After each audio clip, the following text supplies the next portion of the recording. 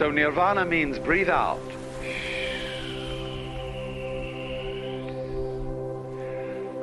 What a relief that was. The sigh of relief.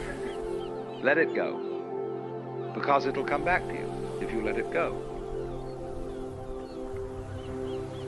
But if you don't let it go, you'll just suffocate. So a person in the state of nirvana is what we might call a blown out person. Like blow your mind. Let go. Don't cling. And then you're in the state of nirvana. And I re-emphasize the point. This is not, I'm not preaching, see?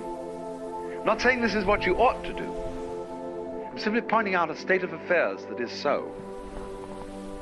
There's no moralism in this whatsoever. It's simply pointing out, like, if you put your hand into the fire, you'll get burned. You can get burned if you want to. It's okay. But if it so happens that you don't want to get burned, and you don't put your hand in the fire. So in the same way, if you don't want to be in a state of anxiety all the time, and again I emphasize, if you like to be anxious, it's perfectly all right. If that's, see, Buddhism never hurries anyone on. They say, you've got all eternity through which to live in various forms. And therefore, you don't have just one life in which you've got to avoid eternal damnation.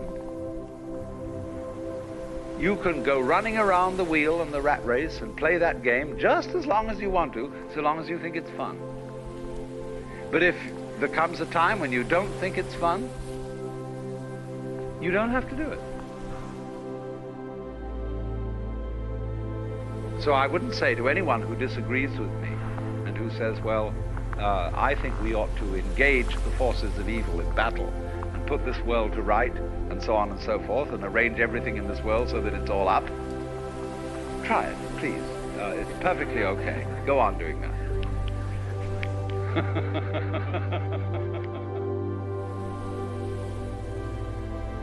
But if you see that it's futile, then you can let go. Don't try to cling. Relax. And if you do that, you're in the state of nirvana. And you become a Buddha. And of course it means that you become a rather astonishing person.